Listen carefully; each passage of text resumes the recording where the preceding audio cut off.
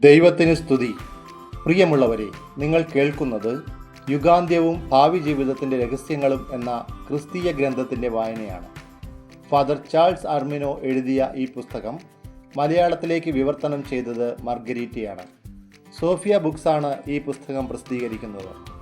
വിശുദ്ധ കൊച്ചുത്രേസ്യായെ വളരെയധികം സ്വാധീനിച്ച ഈ ഗ്രന്ഥം അന്ത്യകാലഘട്ടത്തെക്കുറിച്ച് സൂചന നൽകുന്നു. പുസ്തകം തുടർന്ന് വായിക്കാൻ ആഗ്രഹിക്കുന്നവർ ഈ പേജ് സബ്സ്ക്രൈബ് ചെയ്യുക. ദൈവം നിങ്ങളെല്ലാവരെയും അനുഗ്രഹിക്കട്ടെ. നമ്മൾ കഴിഞ്ഞ ദിവസം വായിച്ച വായനയുടെ തുടർഭാഗങ്ങളാണ് നാം ഇപ്പോൾ കേൾക്കാൻ പോകുന്നത്. പ്രധാനമായും ലോകം അവസാനിക്കുന്നതിന് മുൻപുള്ള 3 അടയാളങ്ങൾ ഏതായിരിക്കും എന്നതിനെക്കുറിച്ചാണ് നാം കേട്ടു വന്നിരുന്നത്.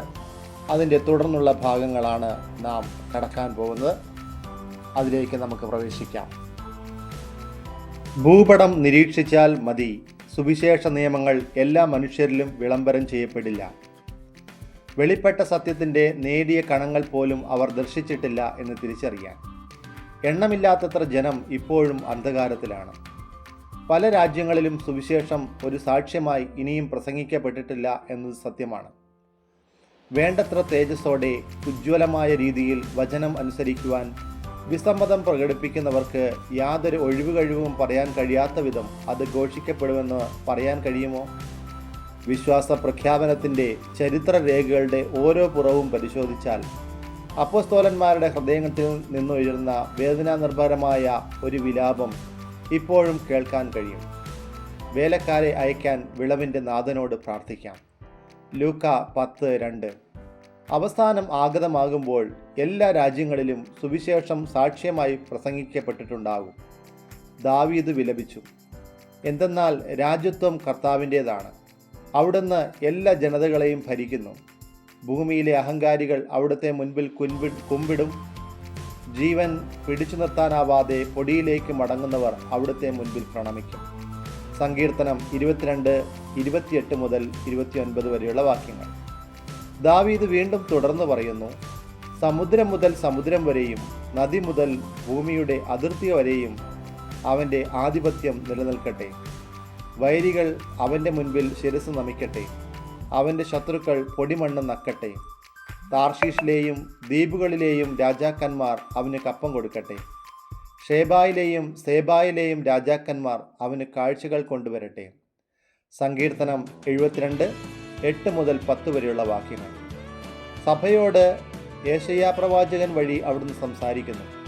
നിന്റെ കൂടാരം വിസ്തൃതമാക്കുക, അതിൻ്റെ തിരശ്ശീലകൾ വിരിക്കുക, കയറുകൾ ആവുന്നത്ര അഴിച്ച് നീളം കൂട്ടുക, കുറ്റികൾ ഉറപ്പിക്കുകയും ചെയ്യുക. നീ ഇരുവശത്തേക്കും അതിരുഭേദിച്ച് വ്യാപിക്കും.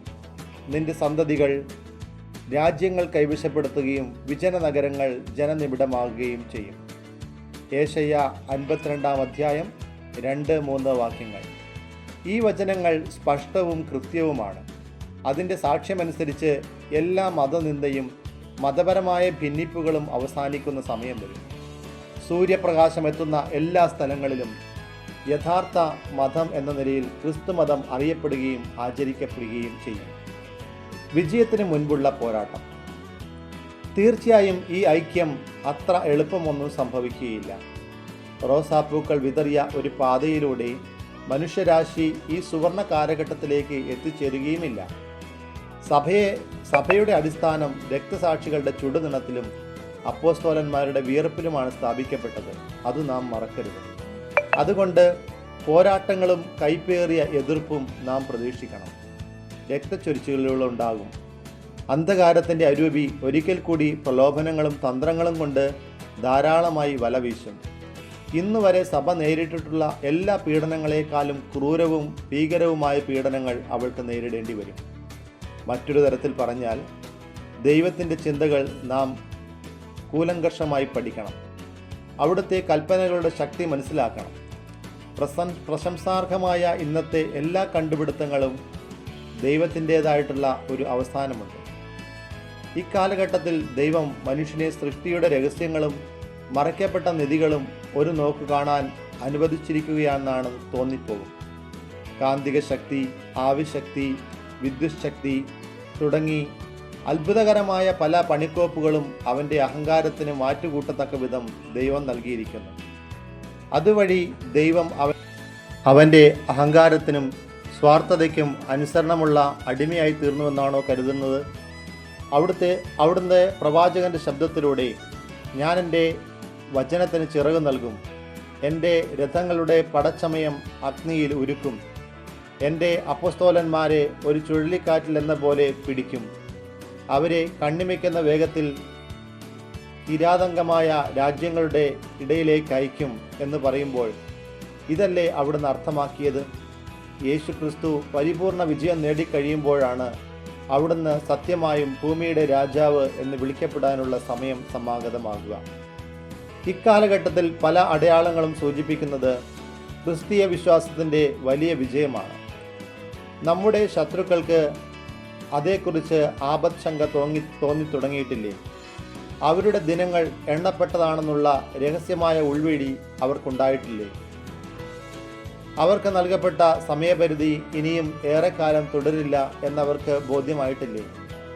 അതുകൊണ്ടാണ് സഭയ്ക്കെതിരെ യുദ്ധം പ്രഖ്യാപിക്കുമ്പോൾ വിദ്വേഷപൂർണമായ അഴിമതിയും എല്ലാത്തരം കാപട്യങ്ങളും അവരുടെ മുഖം മൂടി മാറ്റി പ്രത്യക്ഷപ്പെടുന്നതും എതിർപ്പ് മനോഭാവമുള്ള ശാസ്ത്രവും സംശയഗ്രസ്തമായ നിരീശ്വര രാഷ്ട്രവും സഭയെ ചോദ്യം ചെയ്യുന്നതും.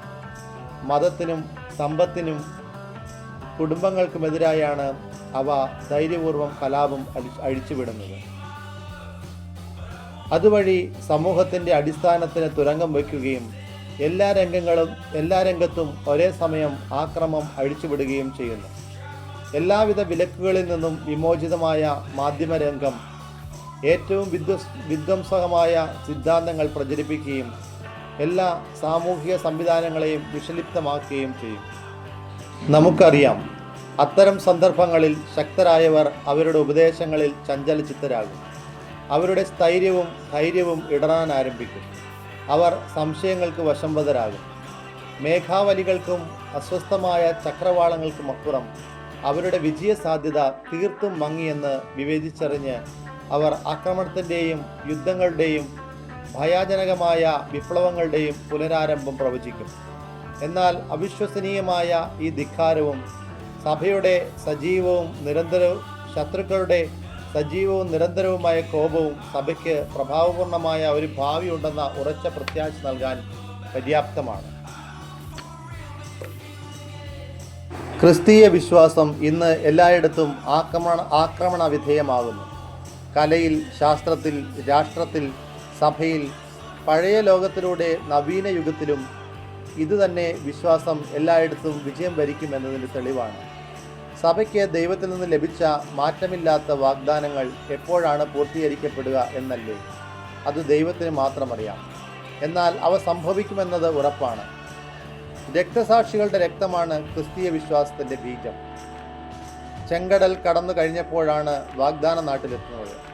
ഇരുണ്ട രാത്രി പ്രകാശത്തിനും വിജയത്തിനുമായി വഴിമാറും. ഗോൽഗോഥായിലെ അട്ടഹാസങ്ങൾക്ക് ശേഷമാണ് സഭ തനിക്ക് ചുറ്റും വിമോചനത്തിൻ്റെയും അനുഗ്രഹത്തിൻ്റെയും ഓശാനകൾ കേട്ടത്. അതുകൊണ്ട് ഒരിക്കലും നിരാശപ്പെടാതെ നമുക്ക് ഭാവിയെ പ്രത്യാശയോടെ സമീപിക്കാം. ഇക്കാലഘട്ടത്തിൽ നമ്മുടെ രാജ്യം പ്രകമ്പനങ്ങൾക്കിരയായി അനൈക്യത്തിലേക്ക് നയിക്കപ്പെട്ട് വിഭജിതമാക്കപ്പെടുന്നു. സുവിശേഷത്തിലെ ധൂർത്തപുത്രനെ പോലെ മതിവരാത്ത മോഹങ്ങളും വഷളായ സങ്കല്പങ്ങളുടെയും ഫലമായുണ്ടായ അവളുടെ സമ്പത്തും രാഷ്ട്രീയ സ്വാധീനവും അതിന് വിലയായിത്തീരുന്നുണ്ടെങ്കിൽ അവളുടെ യൗവനത്തിലെ നൂറ്റാണ്ടുകളിൽ അനുഭവിച്ച അന്തസ്സിൻ്റെയും സമാധാനത്തിൻ്റെയും ഓർമ്മ തിരികെ വരികയും അവളുടെ അപഖ്യാതിയുടെ മുഖം മൂടി ഉരിഞ്ഞെറിയപ്പെടുകയും ചങ്ങലകൾ തകർക്കപ്പെടുകയും ചെയ്യാം. ലോകാവസാനത്തിന് നൂറ്റാണ്ടുകളോളം കാലവിളംബം ഉണ്ടാകുമെന്ന് വന്നാലും നിത്യതയോട് തുലനം ചെയ്യുമ്പോൾ നൂറ്റാണ്ടുകൾ ഒന്നുമല്ല. മിന്നൽ പിണർ ഒരു നിമിഷം പോലെയാണ് കടന്നു പോവുക. ദൈവപുത്രൻ വാനമേഘങ്ങളിൽ സ്വർഗത്തിലേക്ക് എടുക്കപ്പെട്ടപ്പോൾ അവിടുന്ന് അപ്രത്യക്ഷമായ ആകാശവിധാനത്തിൽ നിന്ന് അപ്പസ്തോലന്മാർക്ക് കണ്ണെടുക്കാൻ കഴിഞ്ഞില്ല. പെട്ടെന്ന് ധവളവസ്ത്രധാരികളായ 2 മാലാഖമാർ പ്രത്യക്ഷരായി അവരോട് ചോദിച്ചു, അല്ലയോ ഗലീലിയരെ, നിങ്ങൾ ആകാശത്തിലേക്ക് നോക്കി നിൽക്കുന്നതെന്ത്? നിങ്ങളിൽ നിന്ന് സ്വർഗത്തിലേക്ക് സംവഹിക്കപ്പെട്ട യേശു സ്വർഗത്തിലേക്ക് പോകുന്നതായി നിങ്ങൾ കണ്ടതുപോലെ തന്നെ തിരിച്ചു വരും. അപ്പോസ്തല പ്രവർത്തനം 1-ാം അധ്യായം 10-ാം വാക്യം. മറ്റൊരു സന്ദർഭത്തിൽ ഈശോ പറയുന്നു, അല്പനേരം കഴിഞ്ഞാൽ നിങ്ങൾ എന്നെ കാണുകയില്ല, വീണ്ടും അല്പനേരം കഴിഞ്ഞാൽ നിങ്ങൾ എന്നെ കാണും, കാരണം ഞാൻ പിതാവിൻ്റെ അടുത്തേക്ക് പോകുന്നു. യോഹന്നാൻ എഴുതിയ സുവിശേഷം 16-ാം അധ്യായം 16-ാം വാക്യം. മനുഷ്യരുടെ ഹൃദയം തണുത്തുറഞ്ഞു പോകും. നാം ലോകത്തിൻ്റെ അവസാനത്തെക്കുറിച്ച് കൃത്യസമയത്തെക്കുറിച്ചും അജ്ഞരായിരിക്കണമെന്ന് ക്രിസ്തു ആഗ്രഹിച്ചെങ്കിലും ഈ മഹാസംഭവത്തിൻ്റെ സാഹചര്യങ്ങളും സന്ദർഭങ്ങളും രീതികളും ഏതു വിധത്തിലായിരിക്കുമെന്ന് നാം വിശദമായി അറിഞ്ഞിരിക്കണമെന്ന് അവിടുന്ന് നിശ്ചയിച്ചു. ലോകാവസാനം അപ്രതീക്ഷിതമായി സംഭവിക്കുമെന്ന് അവിടുന്ന് പറയുന്നു. കർത്താവിൻ്റെ ദിനം കള്ളനെ പോലെ വരും. 1 പത്രോസ് 3:10. നീതിയെക്കുറിച്ചും ശിക്ഷയെക്കുറിച്ചും ചിന്തിക്കാതെ അഗാധമായ അനാസ്ഥയോടെ മനുഷ്യവംശം കഴിയുന്ന സമയത്താകും അവസാനം സംഭവിക്കുക. ദൈവകരുണയുടെ ഉറവിടം വറ്റി എല്ലാ പ്രവർത്തന വഴികളും ഇല്ലാതായിരിക്കും. അന്തിക്രിസ്തു പ്രത്യക്ഷനാകും. ഭൂമുഖത്തൊട്ടാകെയുള്ള സകലരും സത്യത്തിൻ്റെ അറിവിലേക്ക് വിളിക്കപ്പെട്ടിരിക്കും. അവസാന കാലഘട്ടത്തിൽ കത്തോലിക്ക സഭ അതിൻ്റെ പ്രഭാവത്തോടും പൂർണ്ണതയോടും കൂടി ജീവൻ്റെ സമൃദ്ധിയിൽ നിലകൊള്ളും. എന്തൊക്കെയായാലും ഈ സമൃദ്ധമായ ആനുകൂല്യങ്ങളും അത്ഭുത സിദ്ധികളും ഒരിക്കൽ കൂടി മനുഷ്യരുടെ ഓർമ്മയിൽ നിന്നും ഹൃദയത്തിൽ നിന്നും അപ്രത്യക്ഷമാകും. കൃപകളുടെ കുറ്റകരമായ ദുർവിനിയോഗം മൂലം മനുഷ്യർ പുറന്തള്ളിയതിൽ തന്നെ തിരികെ എത്തും. മനുഷ്യരുടെ താൽപ്പര്യങ്ങളും ആഗ്രഹങ്ങളും ലോക വസ്തുക്കളിലേക്കും സുഖങ്ങളിലേക്കും മാത്രം കേന്ദ്രീകൃതമാകും.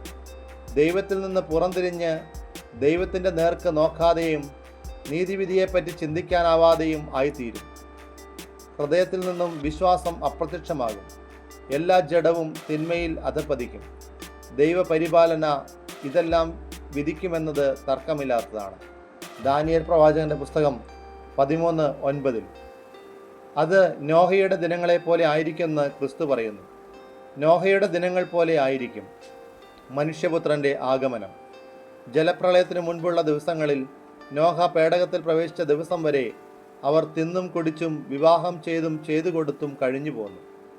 വിശുദ്ധ മത്തായി എഴുതിയ സുവിശേഷം 24-ാം അധ്യായം 37-38 വാക്യങ്ങൾ. അക്കാലത്ത് രാവും പകലും അധ്വാനിച്ച് വൃദ്ധനായ നോഹ പെട്ടകം പണി പൂർത്തീകരിച്ചു കൊണ്ടിരിക്കുമ്പോൾ ചിത്തഭ്രമക്കാരൻ, സ്വപ്നക്കാരൻ എന്നൊക്കെ നോഹയെ പരിഹസിച്ചുകൊണ്ടും തീർത്തും ഭയരഹിതമായി നട്ടും നനച്ചും ആഡംബര മന്ദിരങ്ങൾ പണിതും അവർ ജീവിച്ചു.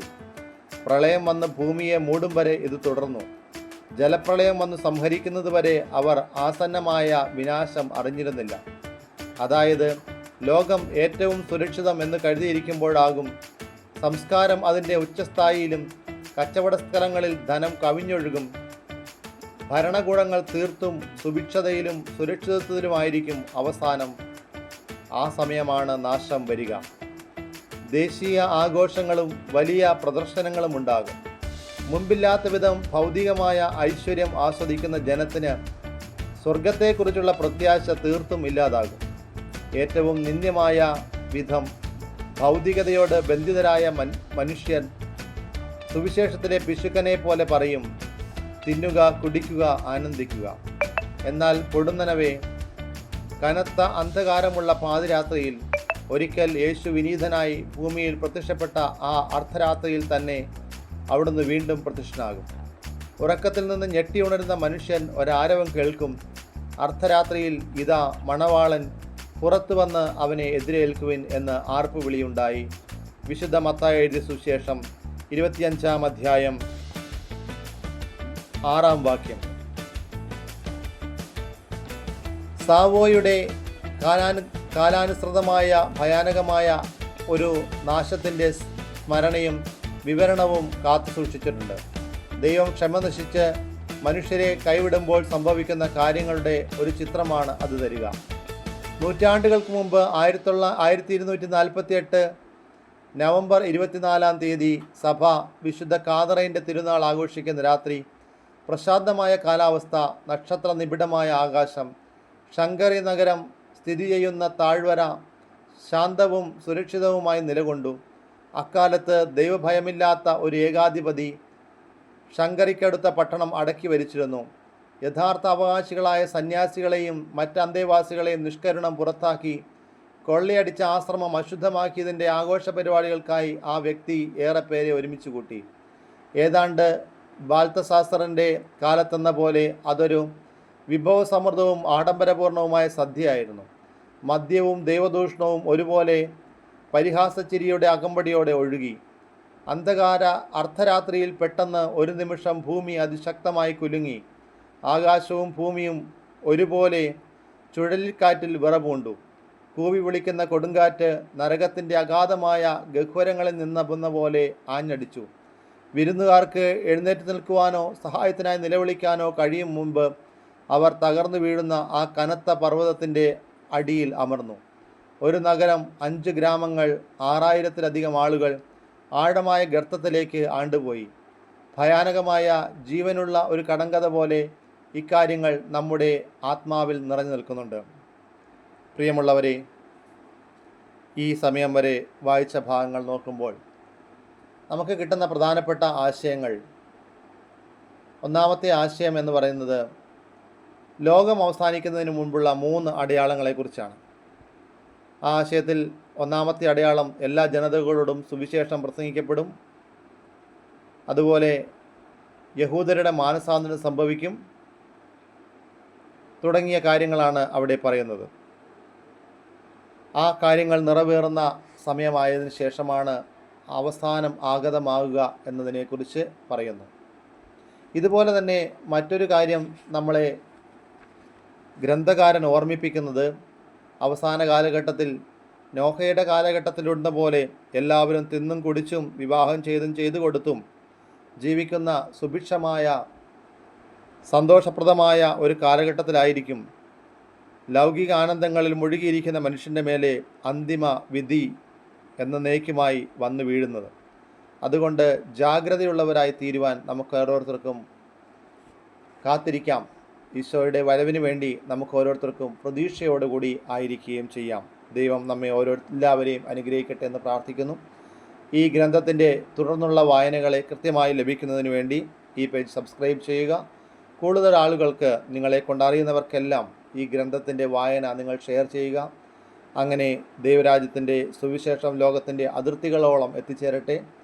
ലോകം യേശുവിനെ അറിഞ്ഞു കഴിയുമ്പോൾ അന്ത്യം ആഗതമാകുമെന്നുള്ള ആ പ്രവചനം ഫലിക്കുവാൻ ഇടയാകട്ടെ. ദൈവം നിങ്ങളെല്ലാവരെയും സമൃദ്ധമായി അനുഗ്രഹിക്കട്ടെ. യേശുവേ സ്തോത്രം, യേശുവേ ആരാധന, യേശുവേ നന്ദി. ദൈവമേ സ്തോത്രം, ദൈവമേ ആരാധന, ദൈവമേ നന്ദി. പരിശുദ്ധാത്മാവേ സ്തോത്രം, പരിശുദ്ധാത്മാവേ ആരാധന, പരിശുദ്ധാത്മാവേ നന്ദി. Hallelujah, hallelujah, hallelujah, hallelujah, hallelujah, hallelujah.